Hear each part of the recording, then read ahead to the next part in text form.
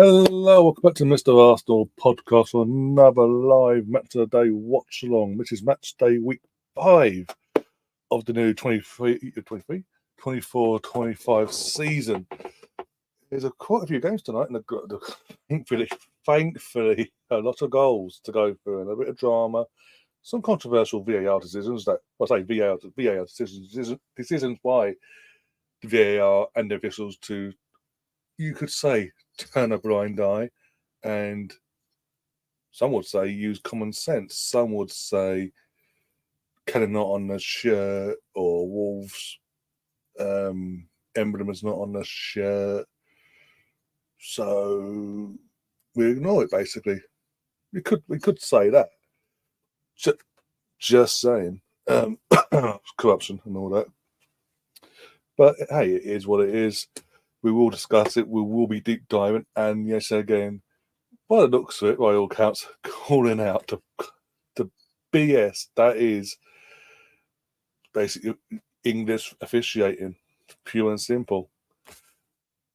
But yay, fantastic! What could go wrong there? You got Really in the chat already. How you doing, my friend? Hope you're having a good weekend so far. Two big, not even one big game tomorrow, 2 big games tomorrow. Whilst the cat's lurking in the background, or one of them anyway.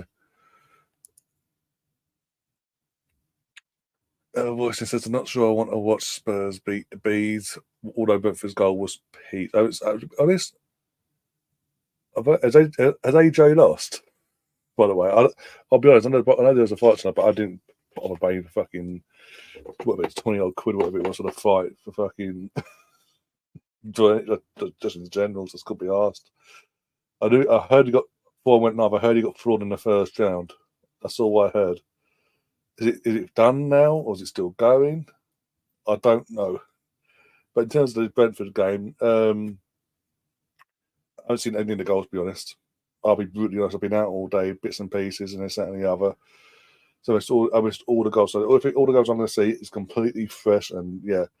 But in terms of winning Tottenham, once we know Brentford's going to Brentford scored first, because a group chat, one of the group chats went mental. Big up G and everyone else in that. So as soon as we see that goal, we'll just ignore the game. Then we'll just talk about any and everything. We'll just whatever. We'll just completely sidestep and go, yeah, let's talk about this game tomorrow, or this, that, and yeah. Trust me, we'll sidestep that. We'll make it. We'll pretend it never happened. So he has been put. He lost. Yep, he lost. Bloody hell! Hey, he's on the comeback, Ryan.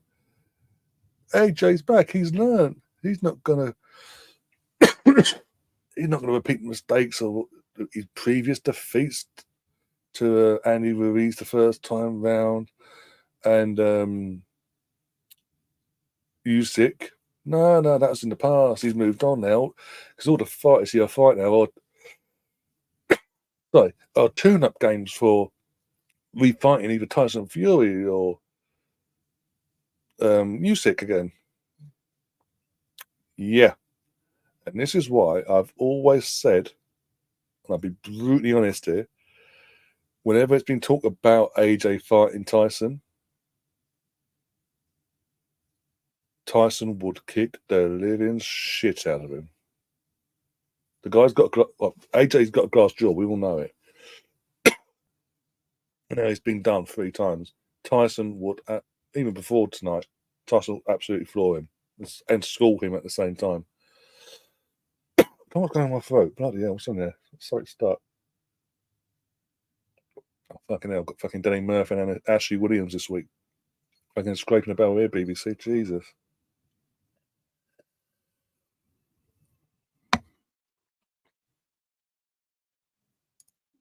So far, so good, mate. Can't wait for tomorrow. I'm going to Bolton at home. You're going to the Bolton game on Wednesday. Oh, cool. I know for a fact because James Rowe messaged me. Well, he voice noted me. He tried to call me. I was out and about, so I couldn't answer the phone. But he voice messaged me. He's going to the game on Wednesday, that midweek. It's Wednesday. Yeah, he's going to that game, as it stands, from what he's telling me, that's been his last home game for a while. His words. Also, I've been. Oh, Papa, what's his name? Jose Sal got a drop for Okay, first game up, by the way, is Aston Villa versus Wolves, the Midlands derby. After all the BS, he got schooled. Doesn't take much, to be honest. What? Yeah, I'll get back to your comment in a second, Gary. BX, sorry. I just finished watching Pocket Juniors versus Villa play game. What a great derby game that is. I think BX was watching it as well. Because I saw BX's Instagram post and he was watching before they kicked off. He took a photo and he's where he watches his fights and all. Watches all the matches and all that. And yeah, he's saying that it was obviously boom. It's like the cameras were panning out from the stadium. It's pre-game and all that. Never actually. How did you watch it? Because I don't know how you watched it over in the UK.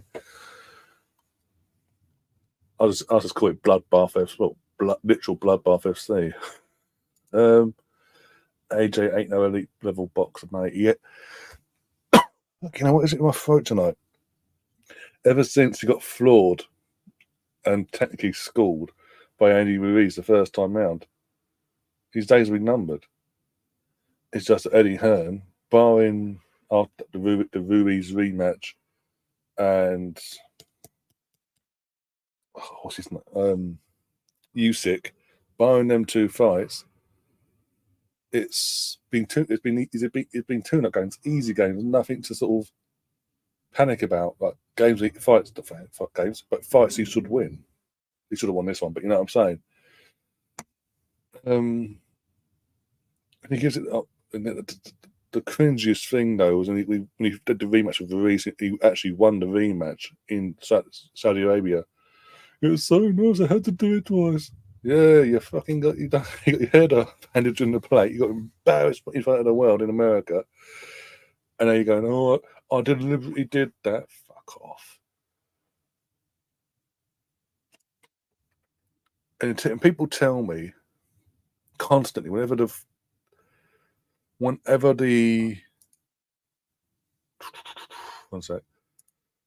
actual AJ versus Tyson talk comes to the forefront, and it dies a death. It's really pissing me off now. This cough.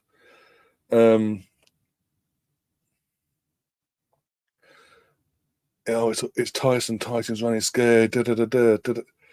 AJ wants him. But no. AJ's running. AJ's behind the scenes. AJ's clearly making excuses, moving the goalpost to make the excuse of this fight can't happen because But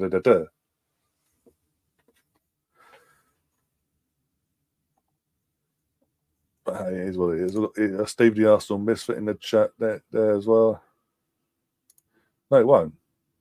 Unless he's desperate for money. I mean, I say that he does. He buying tonight. He only fights in Saudi Arabia nowadays, so he's chasing money. The only way that fight happens now is if Tyson just goes, you know what, fuck it.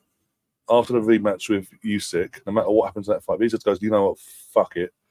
Let's just end this debate between me and you personally, and just end it once and for all. And let me fucking put you on the floor canvas yet again and end your career and I'll be the man that ends you completely your career. It's never going to happen. Colin's in the chat. Big up. Colin says, hi, Ryan. Been a while. How you been, bro? Not too bad. Not too bad at all. 5 games into the season. The same usual phases, having meltdowns over a scrappy 1-0 win against them not down the road. And drawing 0-0 away to Atalanta. And now they're all having a meltdown because we play Man City tomorrow. We might lose. It's a 50-50. But it's at the meltdown pre-game and all that. Idiots. Apart from that, I'm good. Tom's, yeah, I thought you would. I thought you'd like football now. Nice comfortable 2-0 win in the end. But only if you watch this side, but your team's going down. Literally, fucking hell. This was a good comeback by Villa. They fully deserved the victory. It's still 1-0 now. The first Wolves' goal was pretty good, but then again, it's like this highlights and make the way that they pick and choose what they want to show us, the BBC. But 1-0, I say that Watkins. But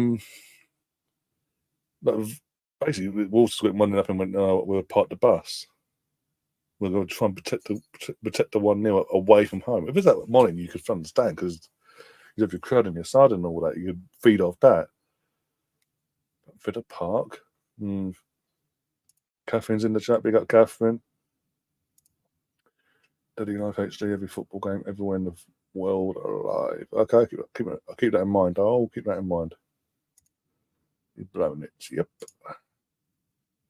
So do Rabbit is using sport themselves to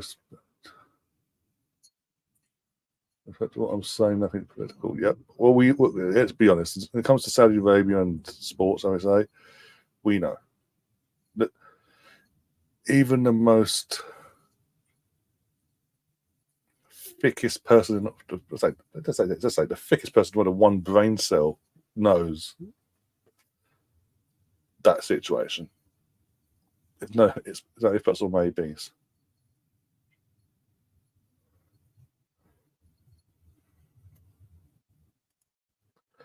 Disgraceful of Cardiff bench to stay seated during the applause in the 14th minute of Sol Bamba. Who was at home to? Was it Cardiff at home as well? I can confirm that Brownie is not happy that he's seen. That's the case. Again, I haven't seen the highlights myself. Also, I didn't watch. As I say, I didn't even watch any of the football today. That is disgraceful, considering he was part of that legendary team from their point of view. The legendary team that got promoted under Neil Warnock, and almost survived in terms of staying in the Premier and all that. And he left. Again, I'll obviously watch the Premier League that year and all that. Watching the match of the day, he left everything on the pitch, and the guy literally gave everything for the club. Even when they went back down, he didn't break his neck to get out of there. 3-1, mate. Literally, the threat of being moved to West Ham gave him Johan Devansoy absolute kick up the arse. Fuck me.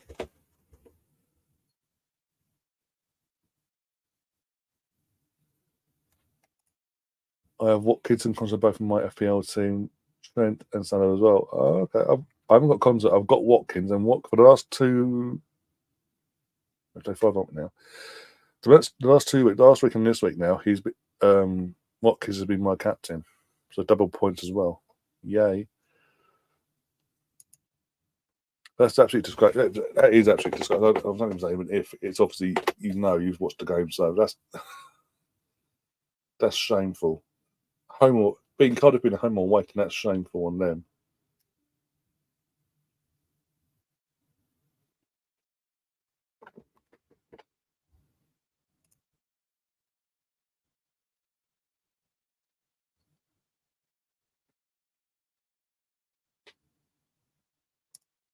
Yeah, we know. Again, no shock there. Going on the first, be sacked. I've seen yeah, no wins. 5 games in, no wins.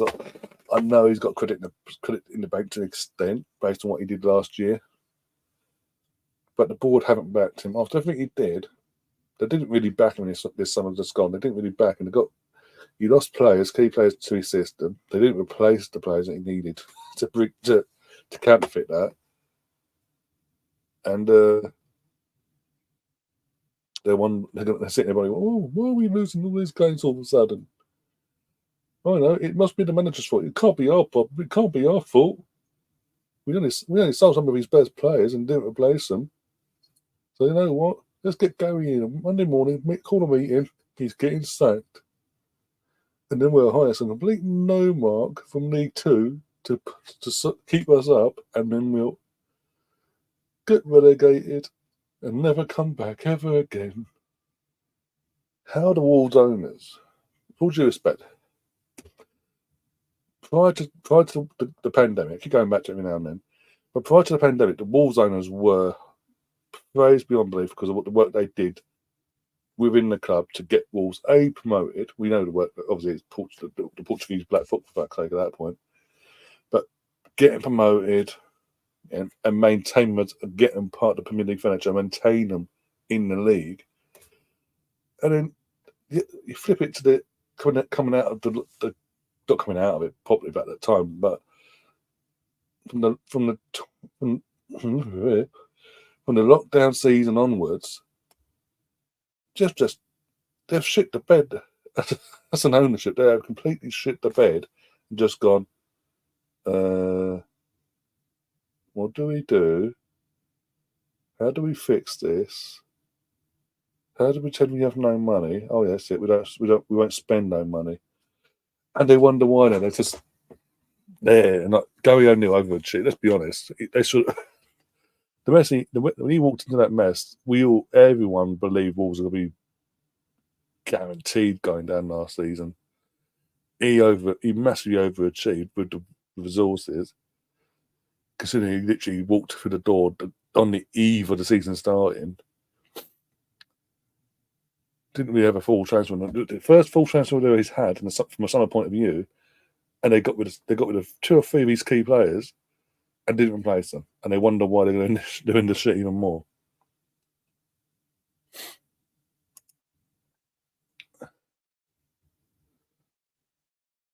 I'm making a big hit this week. I'm going to get Haaland in. I've got Haaland, Watkins, and Isaac. They were my front. Them 3 were my original front 3 at the start of the season, but Isaac hasn't really turned up yet for some reason. I can't think why.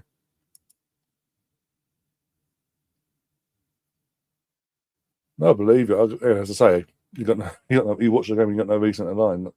Yeah. I'm sorry, it's just going back to that. It's absolutely disgusting. So did that Ogar since he'll be out for a month and a half at least. Yeah, I did that. The second they did that, I'd obviously drop him out because obviously, yeah, I'm just there gathering dust until whenever. I've got Raya, Stone, Saliba, Saka, so I'm not riding on tomorrow.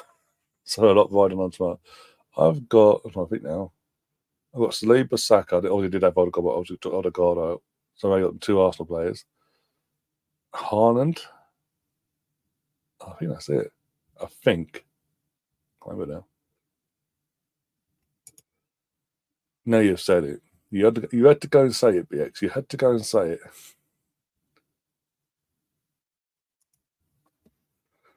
Oh dear. Right, next up is Liverpool versus Bournemouth.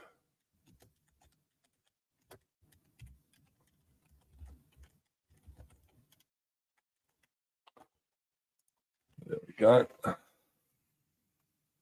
A Bournemouth scored, by the way. I didn't know this. Oh, fucking okay. Offside, though. Way offside. So Liverpool's defence is leaky as fuck still. They may have won 3-0 in the end, but as you can tell. But even though the player was offside by, say, about half a yard, if that, something like that. Liverpool defence is not solid. It still isn't as solid as people want to claim. They are so easy to get out, clearly. Fucking hell. Got away with one there. Massively got away with them. If that had been offside and that accounted, that would have been an interesting game in the end, actually. You think about, Kepa. I'm saying it's weird seeing Kepa in a Bournemouth goalkeeping kit. The reason I say it because obviously he's played for Chelsea. He's just last season. This is I know he didn't actually play in the final, but this guy's got a Champions League winners medal. He was part of the Real Madrid team last season, played under Don Carlo Ancelotti. He's come back from that, and that Bournemouth was apparently his best option. With all due respect, Bournemouth. And I don't rate Kepa, but still, that's a drop. Gabriel, that's it. No, I'm talking. I've got Gabriel. Yeah, sorry, Gabriel. So I've got Gabriel on my defence. Saka. Used to have Odegaard until Monday, Tuesday, whenever it was, and they made the announcement. And then this is a Haaland, yeah. He's have to wait till next week to get 100. Oh dear.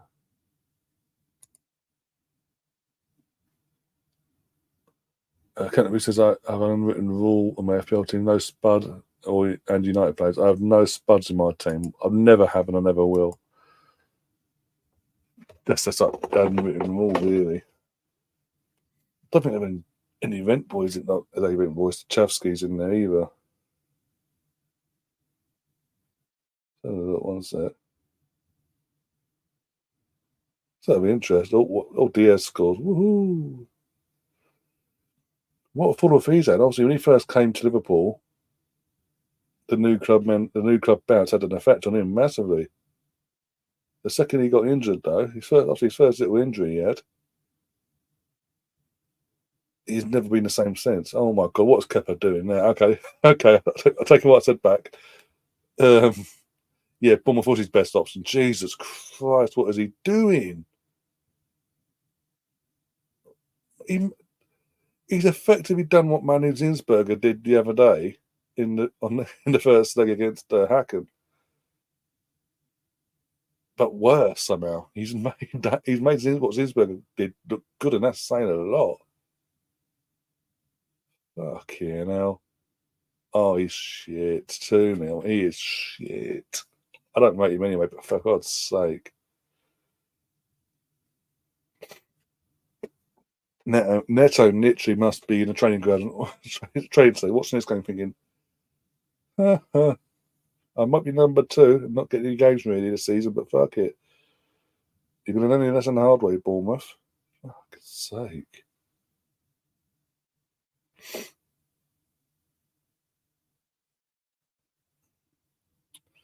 That sounds nothing out of team, sorry. Apologies. So you've got Martinez in goal. Luca Digne, got me a point this week, the bastard. Anderson at Fulham. Ben Mee got me nothing this week, the fucker. Bowen only got me 2 points. Obviously, Saka. Hudson-Odoi. Mateta, a point. Haaland and Watkins. And obviously, the bench got Bentley, Winks, Turnzabi, Ipswich, and Eddie on the bench. But yeah, Nunes goals. I just missed that, by the way, reading all that out. I've seen a replay one sec. You say filthy. It's fucking Kepa, for fuck's sake. I mean, good attack, don't get me wrong. Good end, one end of the other counter attacking football. It's a good goal. I give you it's a good goal in terms of just the build. What the fucking Liverpool player? The Liverpool player? There's a Liverpool fan in the crowd sitting there doing that. I kid you not. Well, a good counter attack from Liverpool in general, and well taken goal. Can't not knock that. But yeah, I mean, Kepa. Fuck. Why did Bournemouth bring Kepa in that Neto go? You fucking idiots! Oh, you idiots! He is literally. He's got a bonzo. Fucking gene in his system. He has.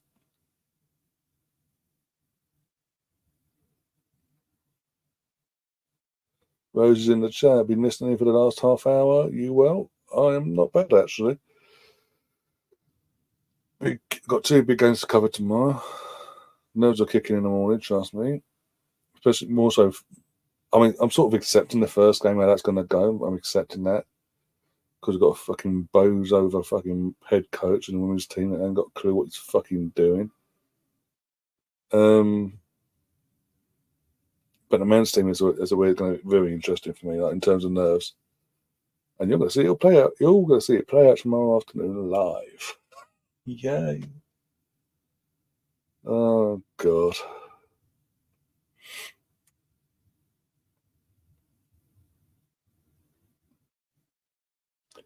Which city are you on about, Rosie? The women's team or the men's team? Which one? Because we're playing both tomorrow, so which one? Pick your banana.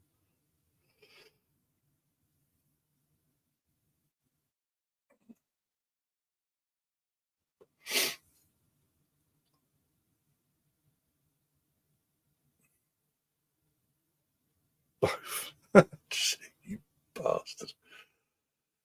Well, as I said, again, everyone knows my thoughts on Jonas, and after Wednesday, that's not going to change.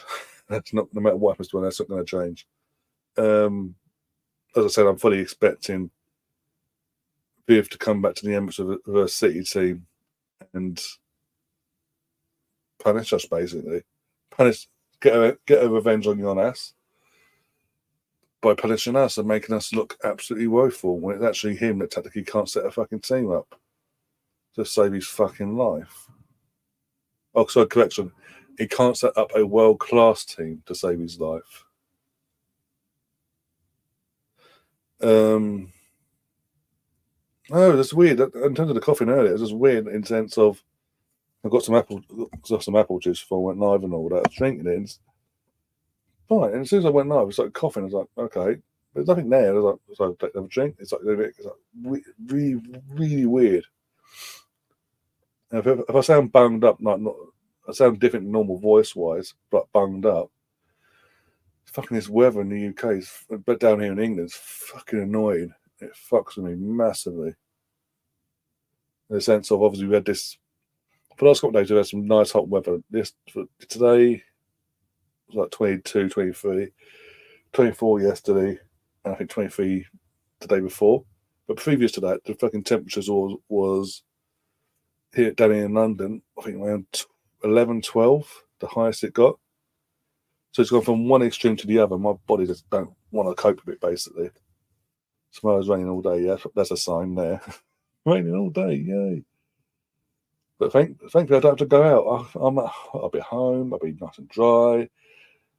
Getting stressed out with the fucking Jonas because he ain't got a fucking clue what he's doing. But I'll still cover the game anyway and try and pray the girls win in spite of him, basically. And carry the good home record we have against City on going forward. But going to the men, Man City's the men's game at 4:30. This could be me coming back and biting me on the arse in terms of what I'm about to say, but I don't see Man City pumping us tomorrow in terms of scoreline. I think it's going to be a very similar performance similar to like last season, both the Emirates performance and the Etihad one for both teams. It's going to be very similar, basically. In my opinion, I think it's going to be like that anyway. In my opinion, anyway. That's with or without Odegaard. I think that's going to be the case. Obviously, we know it's without, but I'm just making the point. By now, everyone with a brain cell knows both managers. One's an experienced manager, and obviously Pep. He has multiple ways of playing games and not setting teams up and this, that, and the other. And clearly, early in his career, that it is, Arteta has that same setup in his mindset. There's more than one way to skin a cat, literally, when it comes to tactically setting a team up to either win a game or basically not lose.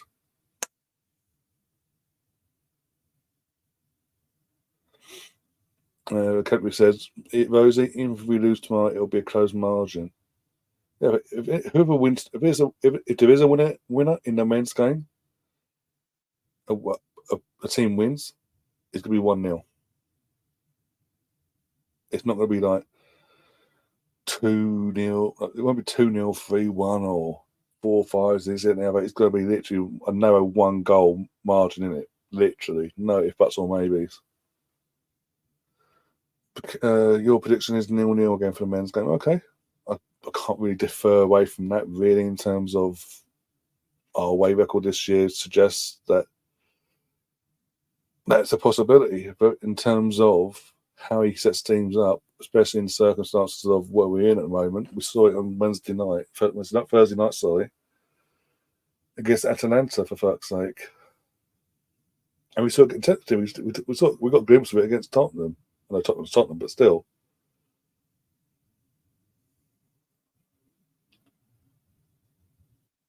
So obviously, saying that's really, it would surprise us because Rose, if you remember, I don't know if you actually watched both games. I was at the Emirates game the game at the other side at the North Bank behind the goal when it was Martinelli. Hey, woo, ha. And it wasn't, again, the games, you've got to remember, we played City 3 times last season in the Community Shield, at the Emirates, at the Etihad.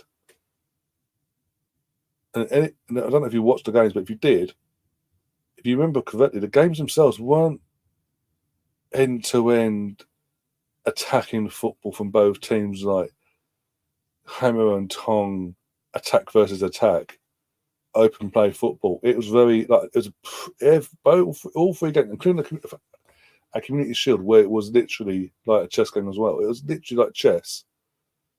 A little bit here that no one wanted to blink, no one wanted to give anything away. Tightly contested, this, that, and that way. It was just a bit of luck in terms of the Emirates as well. At the Emirates, sorry, that we got the win we got.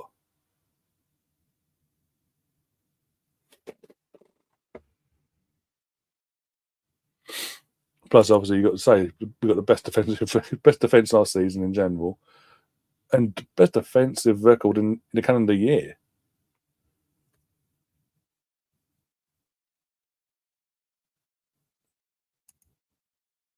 So, like really, says, it's either going to be a 0-0 draw, or if we do lose, it'll be 1-0, or if Man City loses 1-0, it's going to be that sort of game.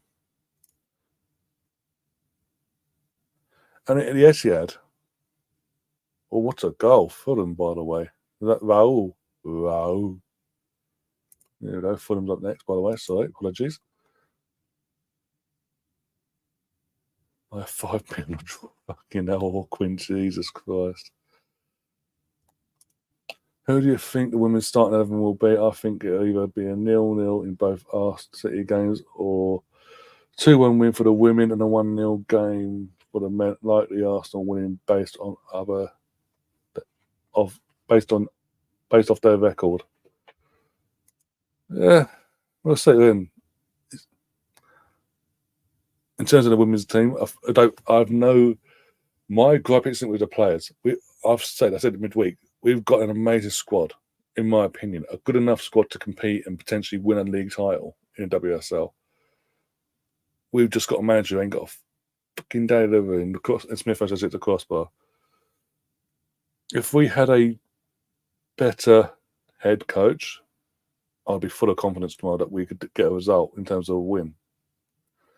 But after recent results on Wednesday, I'm not exactly jumping for joy seeing Viv come back. Oh, what a goal! Oh, a Wobie and Smith throw. Well done, lads. I'm so. It's basically, I may as well, when I say Fulham 3, Newcastle 1, I may as well at this point say Arsenal beating 3, Newcastle 1. Amount of Arsenal players or ex-Arsenal players in this fucking Fulham side nowadays. But I will say this: I am so happy for Smith that he's getting the game time and he's getting the show now. Game after game, he is showing to Arteta and all these doubters, I can maintain my fitness, I can stay injured. Oh, why don't they? Sorry, I know he's a Newcastle fan, but fucking hell, seriously. And Deck, I don't know. Either way.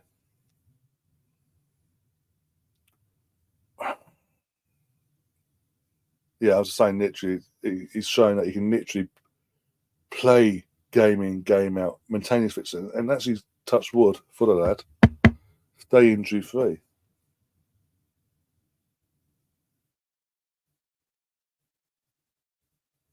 I've not hidden it once. I wish we hadn't sold Smith Rowe, but the club did what they did, and it is what it is now. We've got to suck it up and move on. Hope it doesn't bite us in the arse later on in the season, home and away.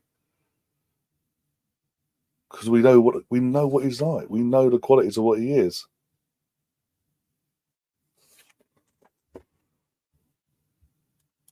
Kathleen says, my big question is, I wear my Fox 24-25 jersey or my Mead 23-24 jersey tomorrow. Oh, Fox all day long. Oh, who scored that? Oh, Harvey Barnes. They ain't messing about. Fair play to Fulham. Let's be honest. Especially back in the last season, they're now showing that losing Mitrovic last season, obviously, but back end at the start of last season, and obviously doing what they did in terms of surviving and being around the mid-table and all that wasn't a fluke. And that with the son, obviously Smith Rowe and other signs they made in the summer, showing that they aren't just here to make up the numbers. They actually do want to get a European spot potentially, but also play some good football. I mean, Marco Silva there. I mean, the football we've seen is with match day 5. The football we are seeing from Fulham so far, from an attacking point of view, is exciting. From a neutral point of view, is exciting to watch. If and when there's times when Fulham versus whoever is not going to be against Arsenal is on Sky or BT, if they're playing good attacking football, you're more inclined as a neutral to go and watch it, just out of pure interest and to be entertained. When it's the dull football and the other stuff that something going on, you're not going to be inclined to watch it, are you?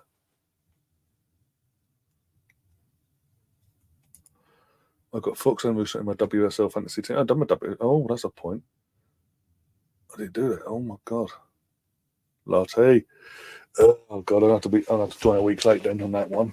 If they've done one this year, I did one last year. I need to. I'll message it. If not tomorrow, Monday. I'll be joining a week late. So already, if they've done one, Lottie's got a week ahead of me already. Fuck's sake. Yeah, well, it is what it is.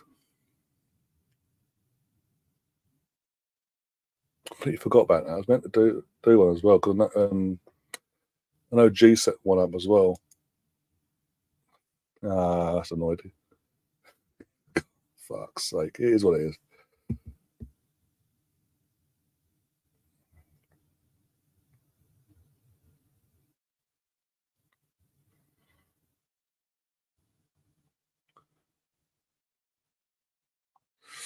My knee has really hurt me tonight. Anyway, Chelsea second in the table. Am I in an alternate reality? No, they just played a very poor West Ham side today. That's all. They won't. By the end of the weekend, they're going to get carried away. The thing is, Chelsea fans are going to get carried away now. Match day 5. Good goal for me, Nelson, by the way. Thanks, Bruno, for the fucking assist. Jesus. He's a beast. He's amazing.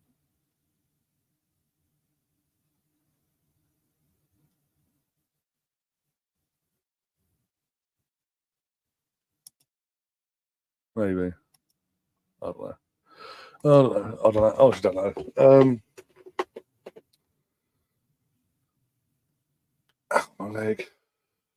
Let's see hurting. Ow. No, that's it. Saying about Chelsea, weren't we?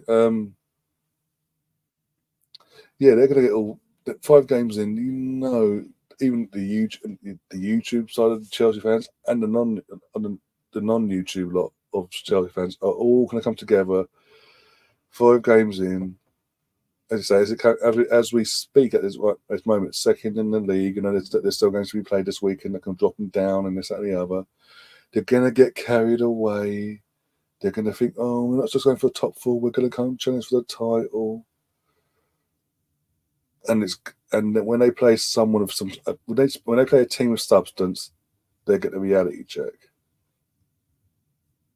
West Ham have no substance because the West Ham fans know best, apparently. We don't like David Moyes' style of football. It's boring. It's dull. It won us our first trophy in 40-odd years, but it's still boring. We want excitement. And now you're in a relegation battle, 5 games in, and you're in a relegation scrap. Happy now? Fucking idiots.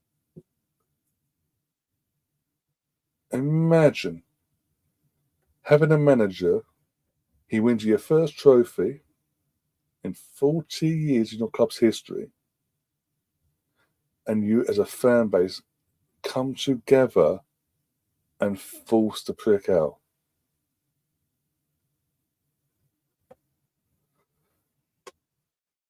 To the point, Literally, you win it and you're going, well, okay, boys, off you go now. Bye-bye. After the final. Literally, after the Europa League Conference League final, you're like, off you go now. Bye-bye. Bye-bye. And even last season, again, the football might not have been fantastic, but look at the results you're getting last season, for fuck's sake. And against these teams, against your Chelseas and all that, you're competitive and you're fucking kicking their asses. But no, you guys know best. Attacking football's the way to go. A bit more excitement and all that, yeah.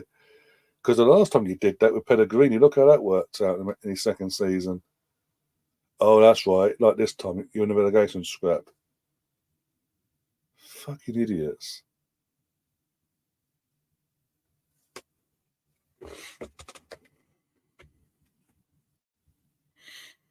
Top 10 in the opposite in the semi-final again.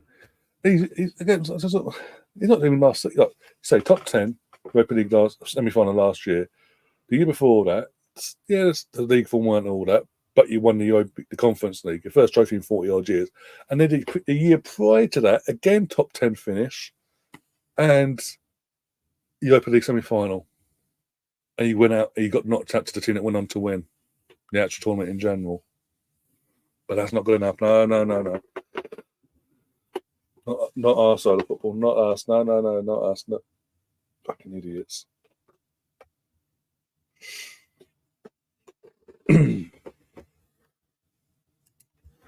This is what Chelsea created years ago, a ruthless, unappreciated fan base.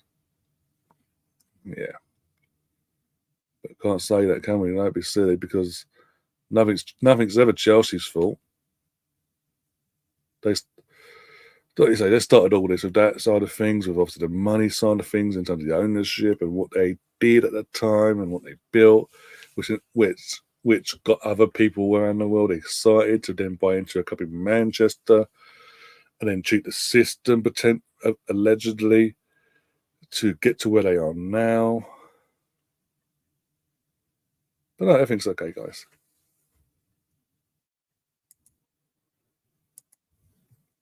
And then you got fucking self-entitled twat, or say self-entitled, a twat in Spain. Let's call him Gunner. Because apparently that means because his surname's it's called Gunner. He must be an Arsenal fan because that makes perfect sense. It's just written in the stars. Doesn't go to any games. Hasn't been to an Arsenal game even prior to actually running away to Spain for being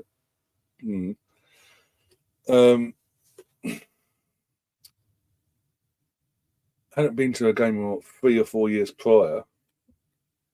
Hasn't been to a game in general for at this point, going 9 on 10 years now. But no. He's a true Arsenal fan, guys. No. Him sitting in the middle, sitting in a fucking rotted down apartment in the middle of nowhere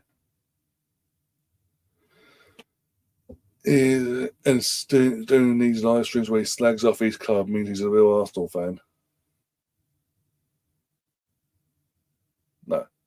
And he sits there. The way he talks,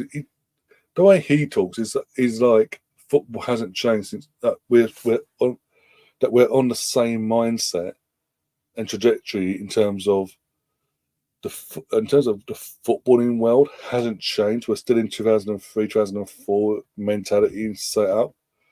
Like Chelsea coming along didn't change nothing. Man City then coming along 4 years later hasn't changed nothing. Newcastle now isn't changing anything. Like football's still the same thing. We are the Arsenal. We are entitled. We're fucking not entitled to anything in general. Just in general, putting all the other stuff to one side. But then you add into the equation of your Chelsea's, your Man City, now your Newcastle in the next few years or so.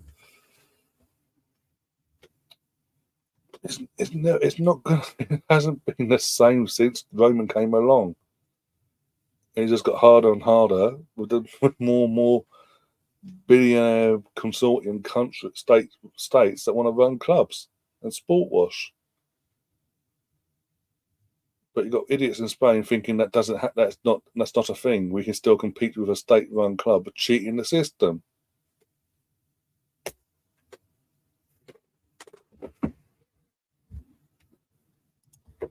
David Moyes will probably replace only at Wolves or back at Everton next year. I don't think he can go back to Everton. There's too much of I know he has that emotional connection to the club, but there's too much. It's too much of a mess with that club. They need. I mean, the only way he goes back there is they get a new ownership in that knows what they're doing and wants to steer the club back in the right direction. Then he won't want to. Everything he did at West Ham, he won't want to just throw away just to emotionally make a judgment call on pure emotion, nothing else. I could see him going to Wolves potentially. If I was assuming O'Neill was to be sacked at any point, I can see Moyes being approached and potentially going there. And I think he'll do a good job there for the season. But then if he doesn't get back, if he isn't going to get back, he will have to make the decision of in the summer: do I stay or do I go?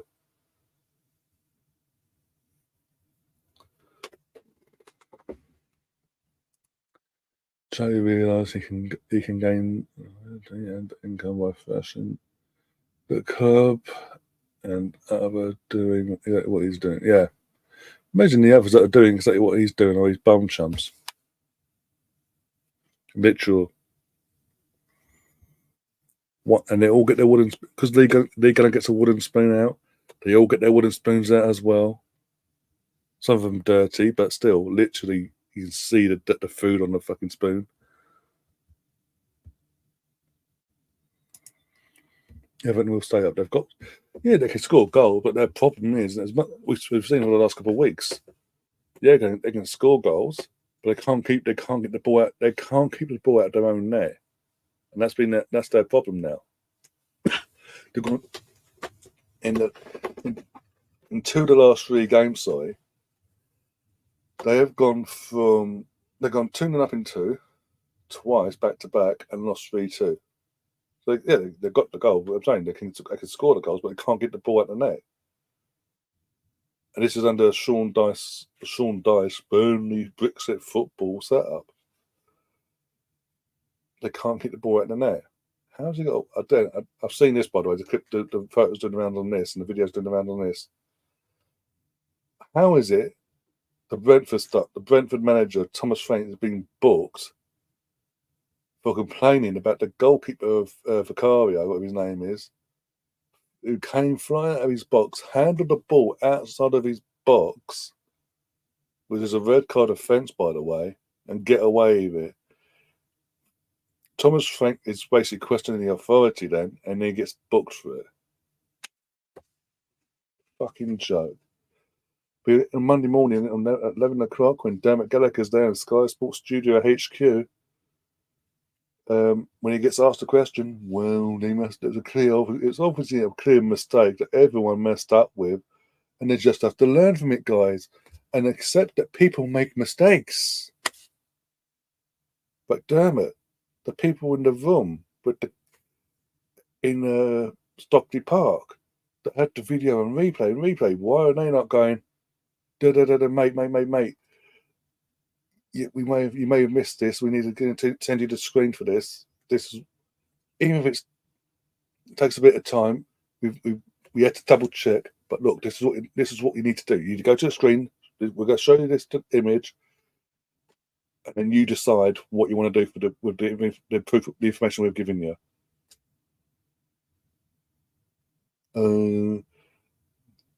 Common sense didn't really come into it. Maybe they thought they needed to protect their friend. They didn't want to throw him under the bus and embarrass him and all that. You know what? The sort of things that Mike Dean said a couple of years about the last year and all that.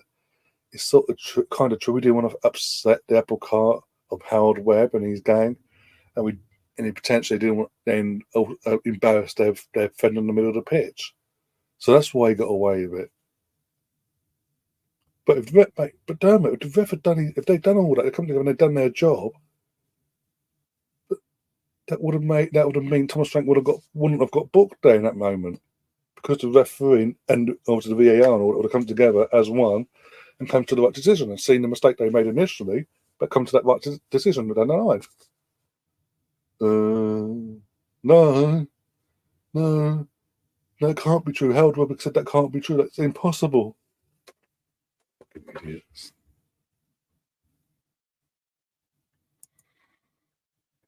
once they pick one comes, well, depends on his recovery in terms of rehab and all that as well. Anyway, whilst we've been chatting away, by the way, just randomly, we've had this game on, and the game's now over. Obviously, got big hands looking down at the ground, talking to completely no one. I'm sorry. I'm sorry. How? Just how did?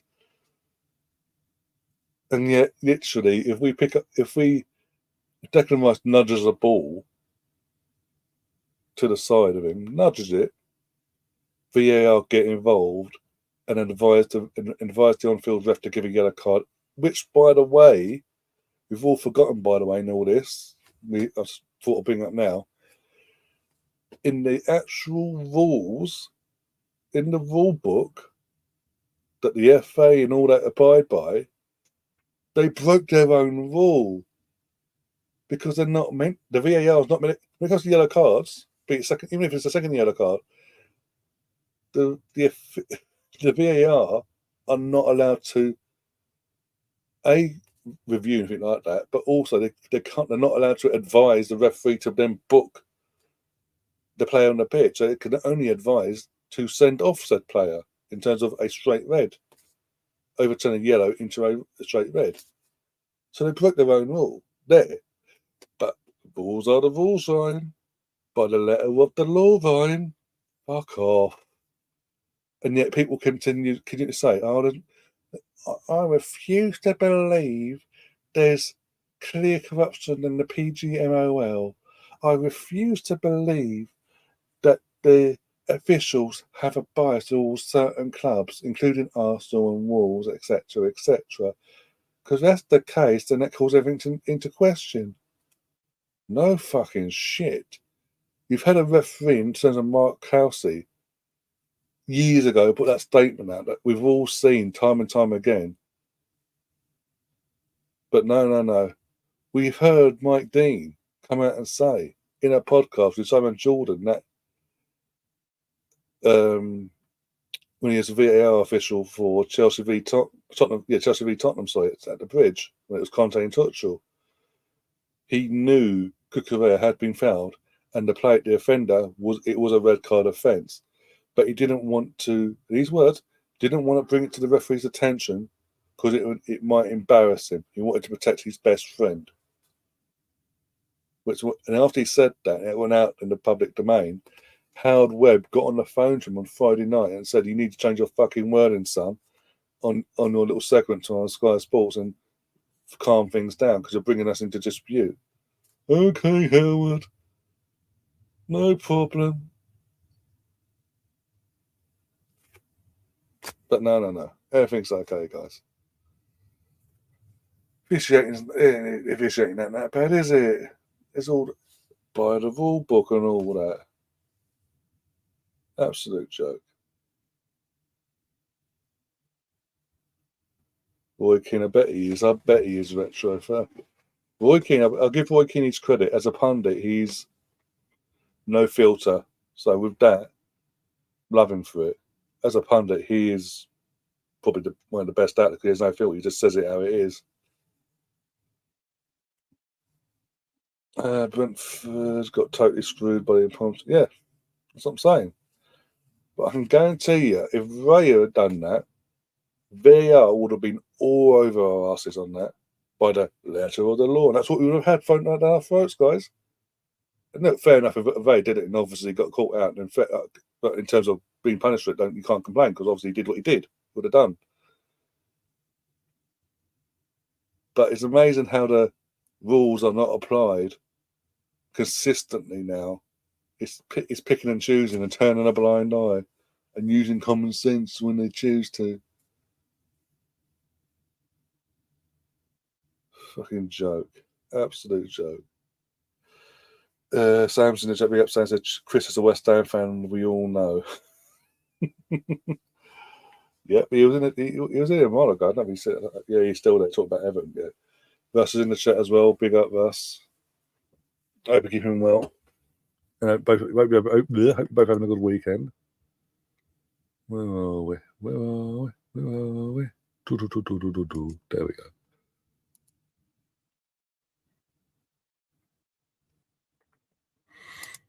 Yeah, I was a player because obviously, as a player, yeah, I get it as well because literally growing up in that era as a kid, the Man United Arsenal rivalry. He's the captain of United and Fergie and all that crap. It's ingrained into us that you had to hate, and obviously, yeah, I absolutely loathed every United player, including him, because obviously, yeah, for obvious reasons, they're a rival to us at that time. But as a pundit, as I say, he didn't. I mean, obviously, he dipped his toes in the managerial thing. It wasn't for him in the end. He decided, got into the punditry, and I think the punditry is perfect for him, really, because as I say, he just has no filter. Wasn't it last week where on Sky he actually swore live on TV? The guy has that much of no filter. He put it out. He said what he said, and it's like there's no apologies afterwards either. Fuck me, West Ham are shit. No, again, I've got West Ham fans in my family, for fuck's sake, in terms of my cousin, my uncle, and my granddad on my mum's side of the family. That's that side of the family. Oh, Joshua lost Sam early as well, by the sounds of it. Got floored in the first round, and then I don't know what round he got knocked out in. That would be something. Jesus Christ! But fucking hell, West Ham defending. Like, I'm sorry. Going back to David Moyes, based out suffer AJ. What round was it, BX, that he got knocked out in the end? Well, as I was saying here, I'm sorry. We're talking about it before the David Moyes situation. Like, under David Moyes, I do not care what you say. Defensively, they're better set up, and they nullify that. They stop what's this second goal happening. The first goal doesn't happen either, by the way. But I'm just making a point here. You've let fucking Nicholas Jackson dunk two on you on your own turf because you've decided under you wanted attacking football, this, that, and the other. How's that not a pen, by the way? Some of it's just been dragged to the floor and it's not a pen. But you want attacking football, you want this, that, and the other, you want to be entertained. And you decided, no. That's the way we want to go. And you wonder why, then you're back to where you were under fucking when you were with Pellegrini all them years back. At least look for the flaws that for all them flaws that Moyes has. He has a few. Don't get twisted. He's not perfect, but he came into your club when you was on your fucking knees and on the verge of relegation. He kept you up against all the odds that season, and then he literally from out of nowhere had you in the upper echelons of fucking chasing European football for every season. Barring last season, not last season, I think. No, the season before, which by the way, when he ended the trophy trap, by the way, in amongst all the drama and all the bad times domestically in the league 2 seasons ago, he still managed to end a 40-year drought of no trophy with a European trophy at that. Mate, I know it's Conference League, but still, it's a trophy. And to go, no, this ain't good enough for us. We're West Ham. We're massive. We want to be entertained. We don't like this style of football. But look what it's doing to you now. Your team can't defend. You've gone back to your team can't defend for the love or fucking money. And a fucking shit Chelsea side has come to your place and dunked on you 3-0 and made you look absolutely like a bunch of fucking mugs. For all these flaws, he'd have this team set up. These goals will not be happening, especially the first two. Third one maybe, but the first two, no. And and again, even with all that, the defensive unit that you had, you would still had you pushing forward, trying to attack and score goals. And by the way, under David Moyes, in this fixture, West Ham v Chelsea at the London Stadium, his record wasn't that bad if you think about it. Didn't he dunk on them last? Yeah, West Ham won 3-1 last year. Was it 2 or 3-0 the year before? The year before that, year one as well. Like, come on. But look, the audacity of these West Ham fans walking out as well early on in the early. Mate, you asked for this. You lot literally begged for this online, week in, week out. And because the results aren't going your way at the moment, oh, we can't support this team no more. We're out of here. We can't get behind this.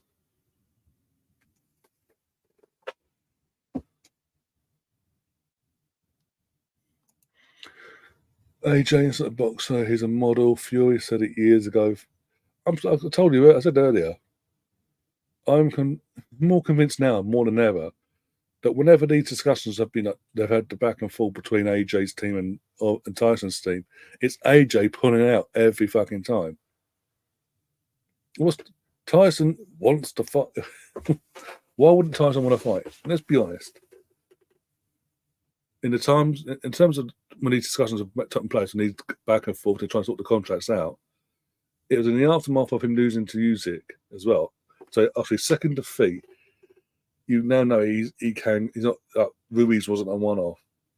Why wouldn't Tyson want that? Go in and just end his career, go for the third, bang. And now because of AJ bottling out of it every fucking opportunity he could get and making the excuses, no, not me, it's not my team, it's Tyson. Tyson doesn't want it. Tyson, mate. Anyone that knows Tyson in terms of even from our point of view, we don't see him day to day, but we know the character of what Tyson is. Tyson wanted to fight. He would not waste his time and his team's time negotiating a fucking deal to get the fight underway for all them months and years if he didn't want it himself. And the fact that, to say this tonight's fight is pretty much squashed any chance of a Fury Josh. No matter what happens between Fury and Usyk in the rematch, no matter how that goes down now, AJ himself doesn't have a leg to stand on. He'll be begging now because he'll obviously now financially he's like, fuck it, I'll just take it for what it is. But Tyson and all that was just like, no, you had your chance, fuck off.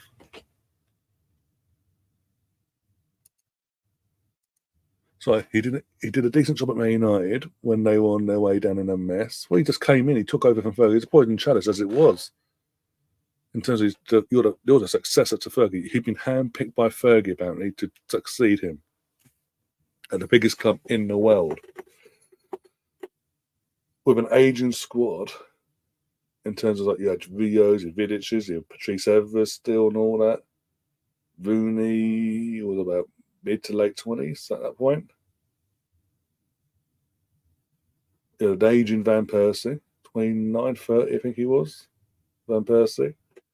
Either way, you had an aging squad there, but your spine was aging. And yeah, but 8 months is enough to realise, no, he's not the man for us on a 6-year contract. Seriously. He has taken a medium level clubs to European football. Yeah, literally, that's what I'm saying. In his every full season at West Ham, one way or the other, he got him into Europe for the following season constantly, no matter what. Barring obviously last season, but at that point, he was like, "Fuck, I'm out of here."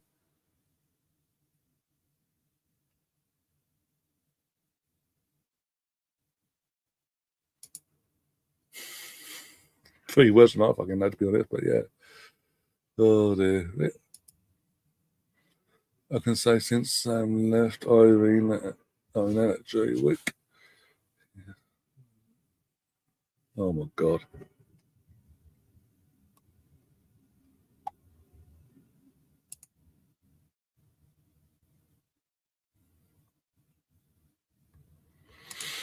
Jesus Christ. The chat's going to melt down, but I will say this. When I was almost taken off of West Ham today, how that was not a penalty, but obviously was it for Fafana literally grabbing some of, and I'd let Tom be jumping for joy for this, but grabbing Summerfield's hand and pulling him down away from the ball. How that is not a penalty and how it wasn't checked and deemed a penalty by VAR is again a fucking joke. How is it? And yeah, and yes, we have called for this. We have called for technology for years and years that the refs needed. We all know they needed to help. How is it when the Premier League go, you know what? We'll give you what you want, X, Y, and Z. There you go. Here's a text. This is what we're going to do. This is a VAR. This is called VAR. Boom, boom, boom, boom. How is it after all, with all that? The officiating in general on the pitch and in this fucking VAR room in Stockley Park is fucking worse than it was before. We got how he did amazing in America. Oh, don't stop it after that, but he did amazing in America. Yeah, because he didn't have any emotional connection to the officials, for fuck's sake. He was the best budge of them for his entire career. No coincidence, he comes back, meets up with his best buds of 20 plus years, and it's complete nutter chaos. But anyway, next game up will be Stefan's favourite team in the world. Mate, Ipswich are fucking causing problems. I know it's hard for me, but Ipswich caused problems today because Southampton's defence.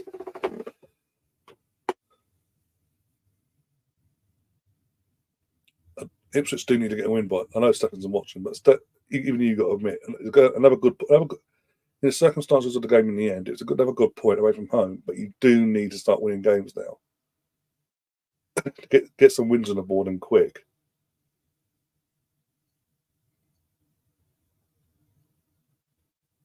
Otherwise, you're going to follow Southampton back to the fucking Championship, sadly.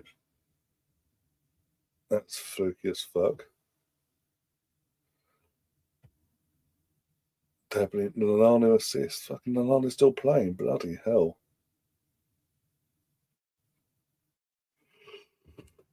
Oh, God. Out, cramp. Out, out, out.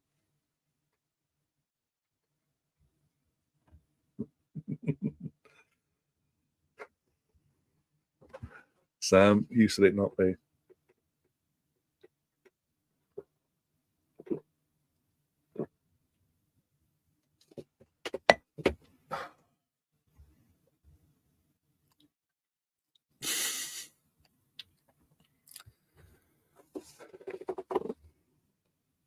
Hit the post there. What was that? Is that Archer again? Fucking hell, that lad is not a good week. Fucking hell. And also, Sam, you say cartoon. Yeah, technically you're right. He is a cartoon character, but also in terms of when it comes to films and movies, he's a CGI character as well. Technically,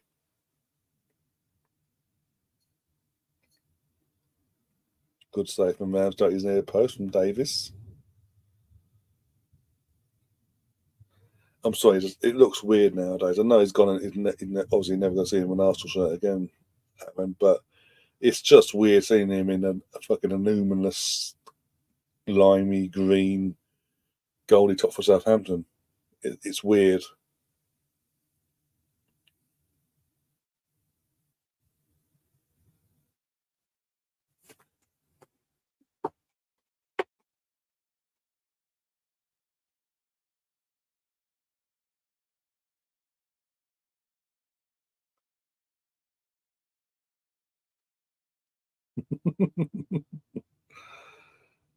Oh, Sam, bloody hell. What are you trying to do? What are you trying to get us close down here? Jesus Christ.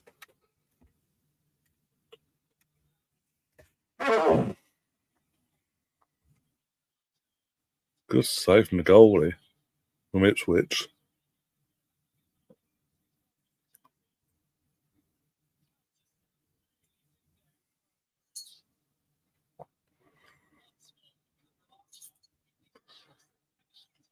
I mean, it begs the question. I mean, I think there's only been a couple of games for the lad since he's left Burnley to go to Ipswich, Motd, the goalkeeper.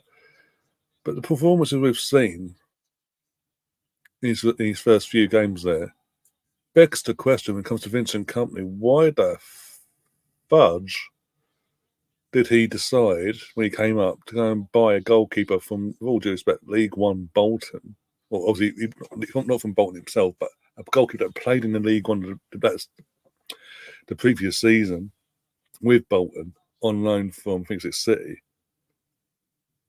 and decided to buy him. Just like, yeah, cool, no worries, and make him the number one over this lad.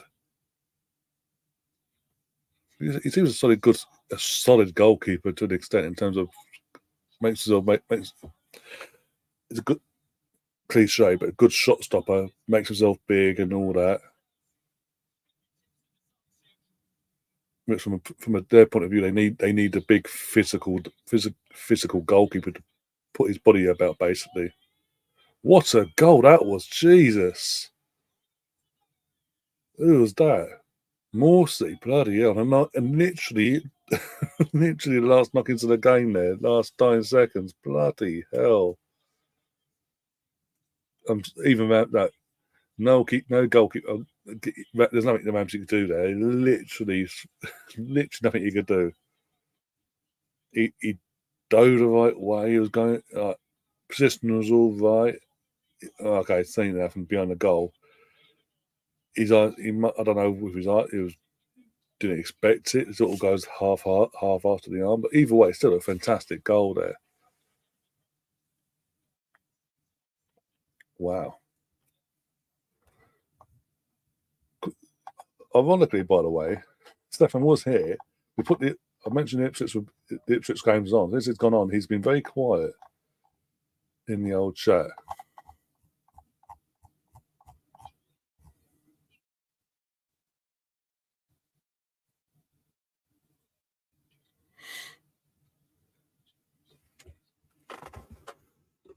Oh dear.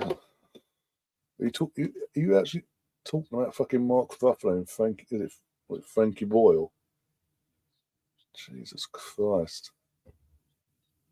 That's a comparison. Jesus. Angry Scotsman. And obviously, that's Mark Ruffalo, yeah.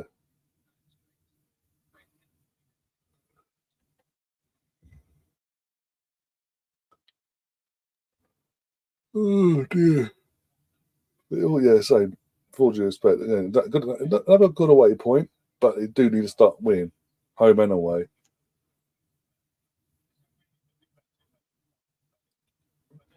Because before you know it, you're match day 10 and you're literally like, with 4 points, it's Ipswich. No, you need to get your head out your asses.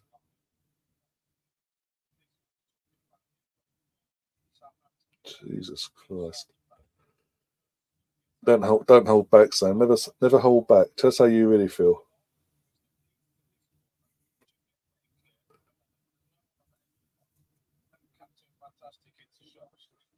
Scott's been off that now. No one bothers about Ipswich. Oh, Stefan is. He's disappeared. I think he's had a bit of a. I don't want to say actually. I don't want to say. After seeing that guy, I don't want to say what Stefan's up to. Can't be raised about Sam. I mean, Hulk. I'm hoping that's a compliment and not an insult, by the way, voters. Oh dear.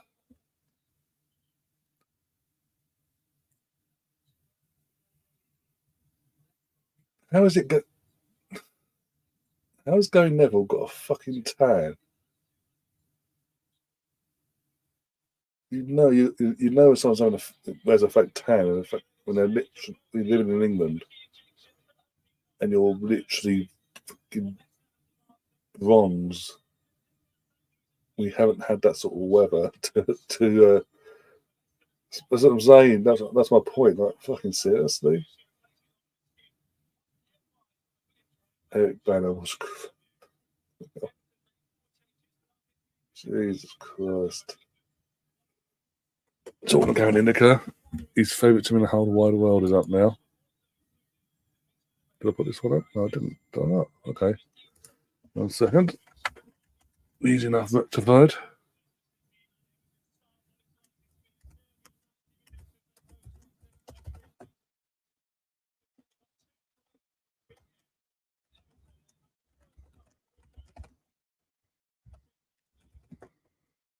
I don't know what score was in this one. Oh, yep. There we go. Next game up. Here we go.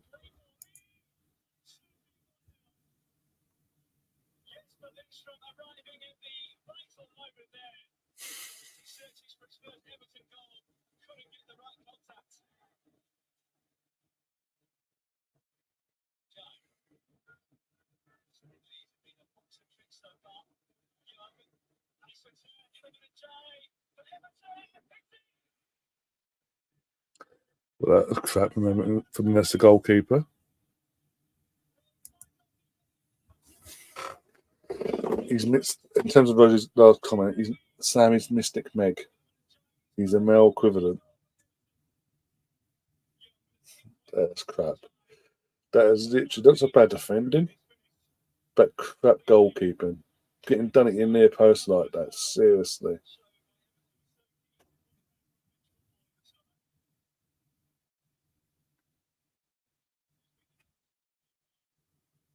Oh dear.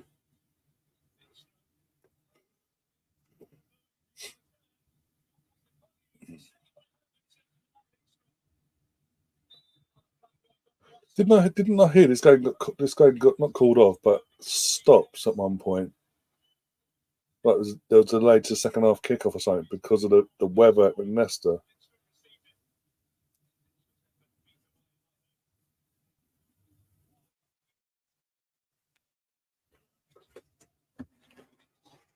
All retro's trying to get in there with the old compliments.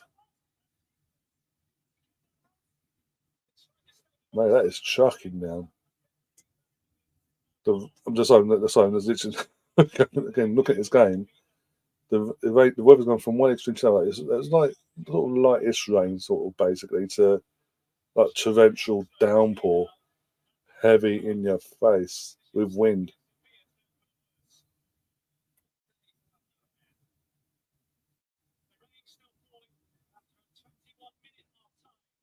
21 minutes. So what was going to be a 15-minute half time? It obviously turned into an extra 6 on top of it. Yeah, extra 6 minutes doing the time waiting for the weather to hold up. Fucking hell.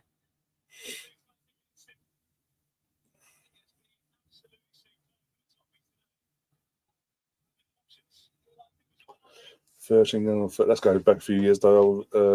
How was it? What was that? 2000? I think that was 2003, 2004.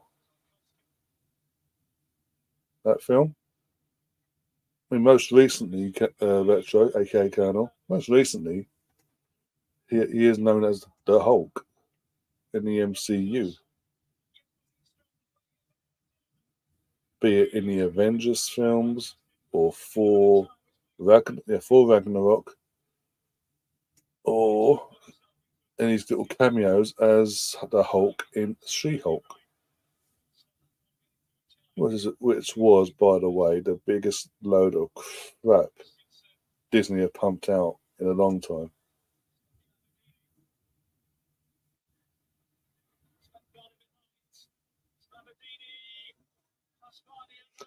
He also played a role in Now You See Me, the first one, as well.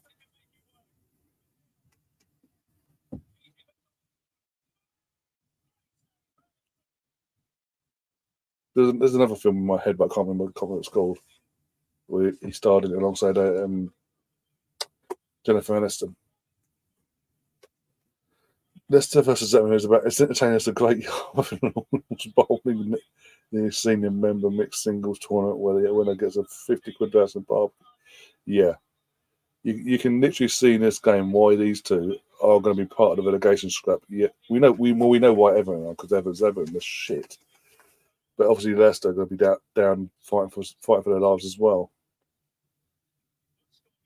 And in this game, it just shows why. But weather aside, this game quality wise has been fucking woeful. That was a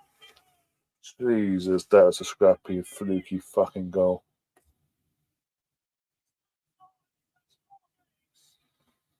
The last Hulk movie actor I like was 2003. Which I think that is that Ed Norton, 2003. Because no, it can't be 2003. No, not Ed Norton. Was it what Sam said? Was it Eric Banner? Because there's a few. There's two, weren't there? Early 2000s Hulk films. There was Hulk, and then there was the Incredible Hulk, or something like that. And the first Hulk film in the early 2000s was Eric Banner, and then Ed Norton took over the role in the second Hulk film in the early 2000s before Marvel and all that decided, you know what, we're going to recast again. We haven't got the rights to the character in terms of having his own individual films now, but we're going to recast the character and throw the character in, and he actually did deepen in an Avengers film. Eric Banner, that's it, yeah. But this is what I was saying earlier, Sam, in terms of Everton as well, like, because obviously Chris thinks they'll survive because they can score goals, which I'm not disputing, because obviously they're scoring goals. It's not, the problem isn't them scoring goals. Their problem is keeping the ball out the fucking net more than once in a game.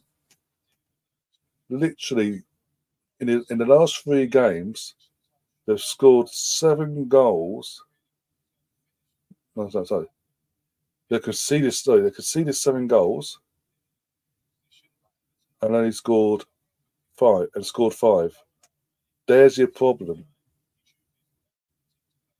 But they won't try and fix it. And they will be back in the diet. They are dire. Literally dog shit.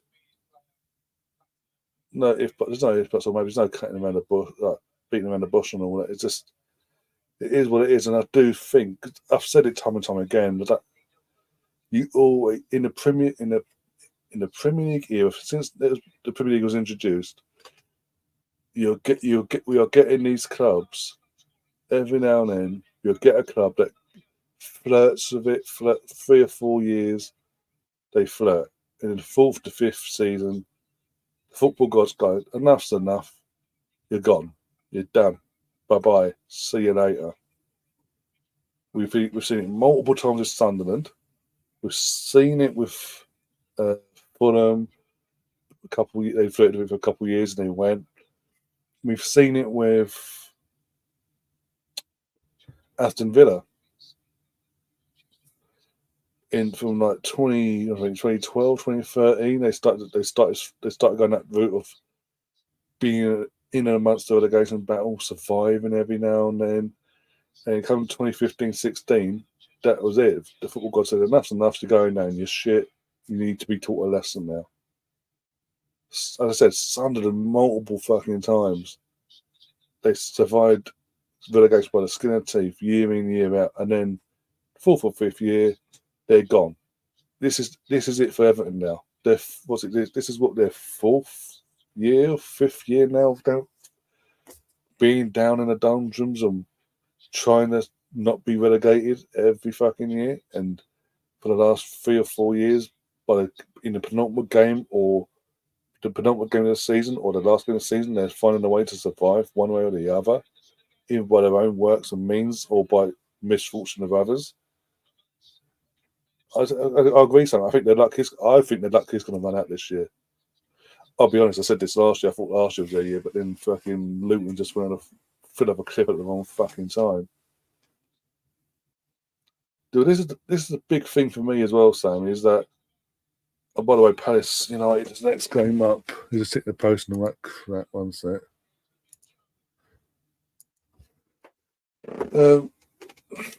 This going back to last season. This sort of sums up how lucky Everton were last year. So in terms of the time of Luton's fall off back in the season, sort of favoured them because Everton under Sean Dyche went 3 entire months without winning a single game, home or away. They then end that drought against Forest when they won that. They infamously won that game by the dodgy calls and all that, as we know of. Then in winning the next game after that, and on the third game comes along, they get a point from that, and that kept them up. 7 points in their 9 games kept them up after a 3-month spell, not winning a single game, home or away. That's normally if that's sort of from your phone together, that's it. You're gone, no matter what. I'm sorry. It gets to a point where it's as you say as well. Your luck just runs out in the end. You can only get the run your luck so many times and get away with it. I do think we again talk about Aston Villa a few years back when Aston Villa were throughout for a couple 2-3 years and they eventually went. They needed to go down and have that time in the Championship and rebuild again and start again as an entire club entity, rebuild the squad and the club inside and out.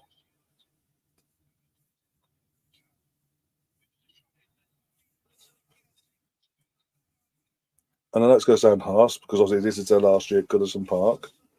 You wouldn't want to start your next era as a club in your new stadium in a Championship. But that sort of goes out the window when you're constantly doing this sort of bullshit. That sympathy goes out the window. If this is their first season, fine. They're falling off a cliff a bit this season, and they might go for you can understand it might be more sympathetic. But 4 or 5 seasons down the line, and they're doing the same thing over and over again. It's just pathetic at that point. You get what you reap what you sow. You get what you deserve in the end. And sadly, they're going to get relegated, in my opinion, anyway. By the way, in this game, Palace vs United is still on. How the hell, again, we talk about referees today, how on earth does Martinez not get sent off today? Literally, we remain out of attacking. The Palace defence is holding up. They've got the ball at their number 18 has got the ball at his feet, back to get rid of it. And Martinez throws himself in the air, puts both his feet together, starts up showing, and by more luck than anything, there's no attempt to go over the ball. The intent you can see in the face was to harm. And just because he didn't make contact in the end with the said defender, it's not a dangerous challenge. It's okay, guys. It's just out of control. Absolute horseshit. Making it up as they go along. Rosie, can I ask, what is your problem with Arsenal? Seriously. The England-Scotland thing was funny in the Euros. It's all good. But this is a borderline ridiculous now.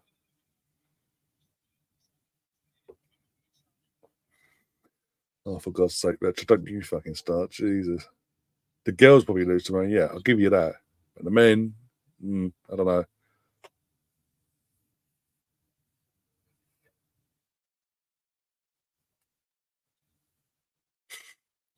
Arsenal smart. I predict a loss. I don't get down when we lose. Fuck me. Have faith. Didn't the 3 games last season teach you nothing?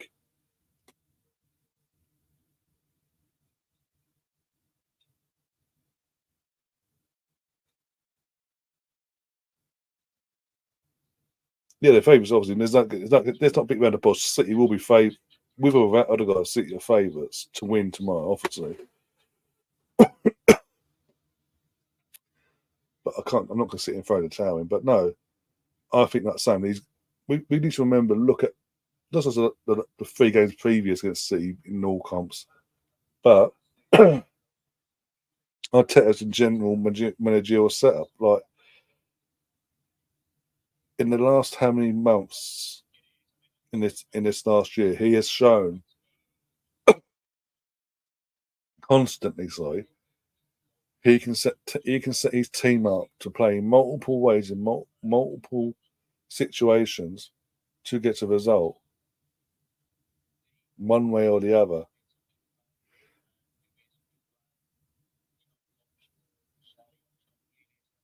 Yeah, exactly. We just need to be more clinical. That's the main thing. We're doing everything right in terms of, we saw it last week, in our build up, in terms of defense. The defense is rock solid.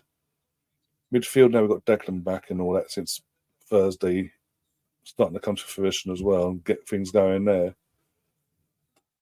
It's just a matter of we're creating. There's not we can't just sit and say, well, Arsenal don't create nothing. We do create stuff, bits and pieces. It's just about in the moment when it comes to the big opportunities. Bang, take them. Didn't you say you hope Spurs would pump Arsenal? Yes, I think she did actually. And then she went on to say, yes, she says, and then afterwards, in the aftermath of it all, she came on here and goes, Spurs are up, Spurs are up. What is it? A bit I've made on this channel, I've won, if you say so. But no, seriously, you don't answer the question either. What is it? What is it if your obsession against? What is not an obsession? What is it? What have you got against Arsenal? Wolves are rock bottom. Everton.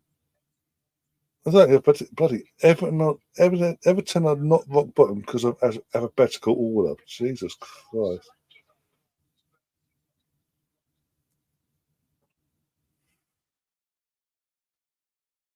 Okay, Rosie. Okay. Does not that with all due respect, that does not say a lot for you then.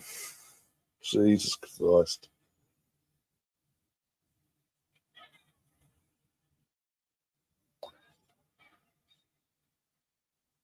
Anyway, match of the day's finished. Ooh.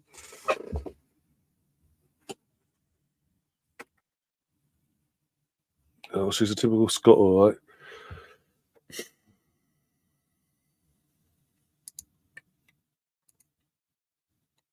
But yeah, that was fun. Bit more calm compared to last week when I fucking had AFC in the chat going, yeah, and I just fucking went, fuck off. Tensillo marches on by the skin of his teeth and his fan base in a meltdown. You'd think, I know it's Man United, but you'd think their fan base would be relieved that they got something this week, in this game this season, compared to last season when in said fixture they got pumped, was it 4-0 in the end at Selhurst Park under the lights last season, the back end. You'd think they'd be relieved. They've got a clean sheet as well and all that. And Breeze sort of thing like, yeah, there's positive, there's something, they've learned something, yay. No, it's a complete meltdown. He asked me if it's our midfield is our weakest area, especially Partey just fucking falling off a cliff. Whatever injuries he fucking got last year, fucked him. He's not recovered from, and he, as I said, even pre-season, he didn't look all that.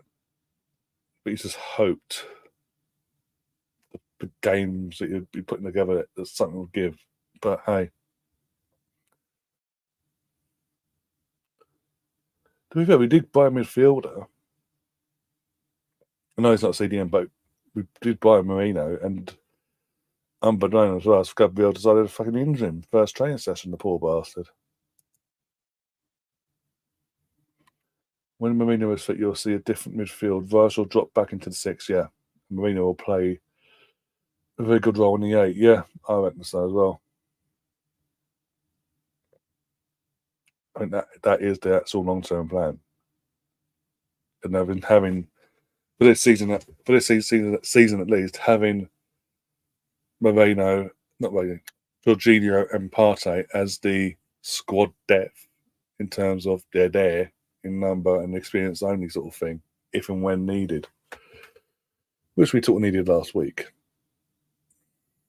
I personally, in terms of tomorrow, before we wrap things up, I personally will drop Partey to the bench and have Jorginho in that number 6 role and have not Partey, Declan alongside him, pushing further into that 8 role. Just what you want, because obviously experience and all that, and yeah. And so we need someone we can rely on in the midfield alongside Declan. So he's not all put on Declan and then having fucking just straight passes into the fucking chaos, basically.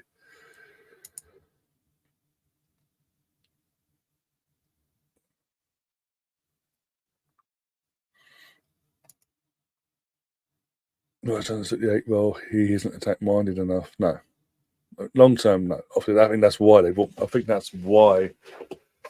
Arteta and Edu and all that brought in Moreno, because, as I say, long term, the plan probably was from the get go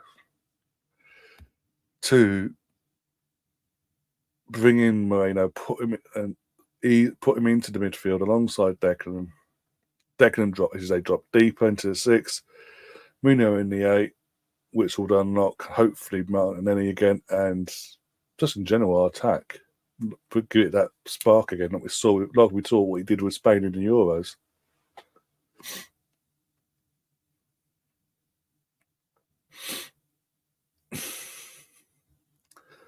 Jesus Christ. With that, guys, we're going to get out of here. I'm seeing the comments going to chaos again about the fucking Lego pieces now. Jesus Christ. But yeah, we are going to get out of here. I will be back tomorrow. For the 2 streams tomorrow. First one, 12 o'clock, for the Arsenal women versus Man City women in the first game of the WSL season at the Emirates. It will just be myself for that one, unless anything changes between now and then and someone says they can come on. And then that's I'm trying to think now. 12:30 kickoff, 1:30, 2:30 will be around about finish, so about 2:30, 3:15, and we'll finish the stream and go off for about an hour. I think that's just shy of an hour or so, just over. Come back at around 4 o'clock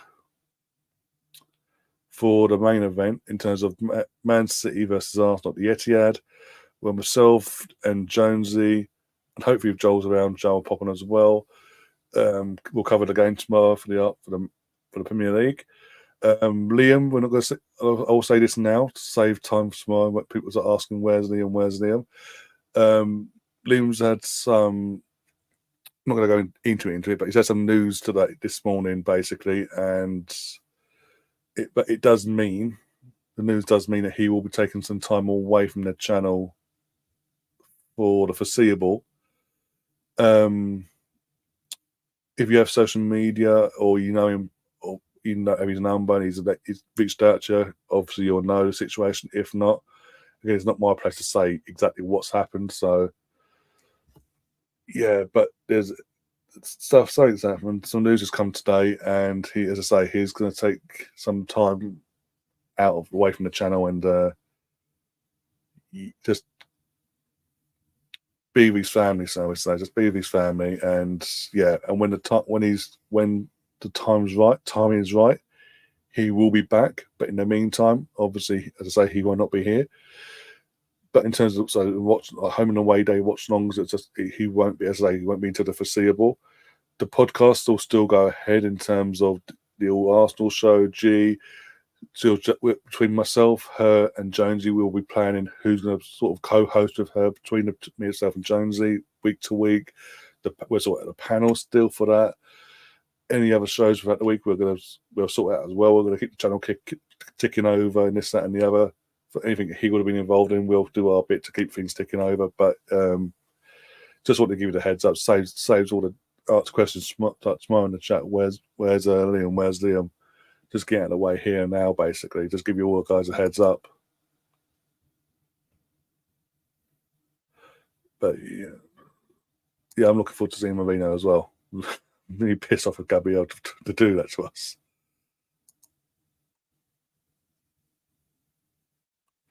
Oh yeah, BX. You've got BX. I know you mentioned this there. You want to put a link in quickly into the chat before I end? You can do.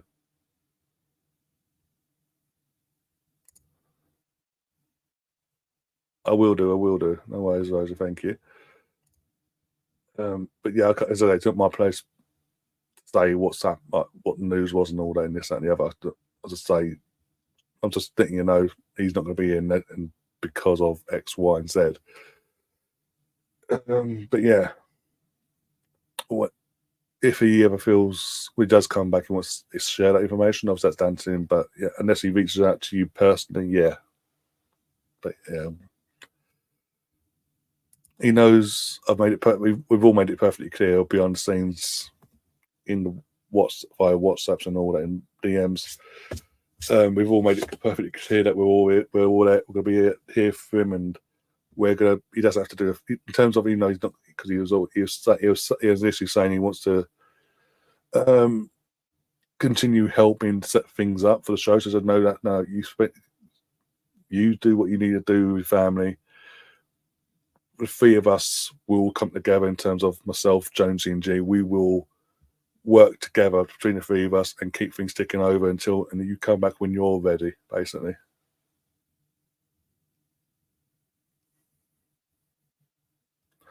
Oh, we know. And again, Liam knows it's all bad and there's no malice in it and all that. Trust me. I'm just saying that basically it's not my place to say, because I know there's people out there in this world, especially on YouTube and social media, that fucking start asking questions, and it's not my. I'm just putting it out there straight from the office. It's not my place to say. It would be absolutely abhorrent of me to say, basically. It's not, as I say, it's not my place. So yeah, just putting it out there. But also at the same time, putting it out there that something has happened, and he's having to take some time away, which is well within the norm, basically. I will pass on all these messages to him, by the way. No problem. But yeah, I just wanted to say, as I keep saying, I wanted to save time. I wanted to save the time of everyone asking the questions tomorrow. Where is he? Because obviously it's the away day. Obviously most way days, unless he's absolutely hanging out his backside like he was the other week when he went to karaoke with Jonesy. he's normally always on here, so for the away days and all that. But yeah, just wanted to get that out there and just boom, get going. So it saves all the ins and outs tomorrow.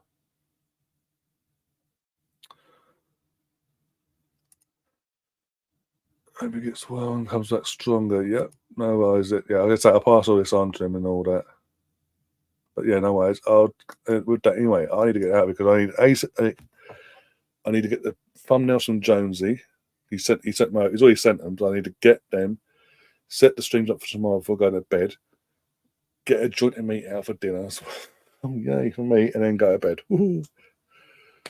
But yeah, apart from that though, guys, if you have liked what we've done today in terms of this show and what you like it and what you hear and see and this, that, and the other, do subscribe, do smash the like button. If you're watching this over on X, as you can see, there's a massive QR code on your screen. If you get your phone out and scan that beauty, that'll take you directly to the channel, the YouTube channel, where you can subscribe and check out all the other content we do on this channel. If you turn your notifications on, when we go live tomorrow for both games, you will be notified straight away.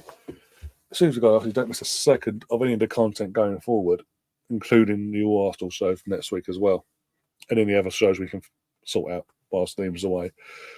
Aside from that, though, yeah, take care of yourselves, and we'll see you tomorrow. And as always, up the Arsenal. Come on, you Gunners.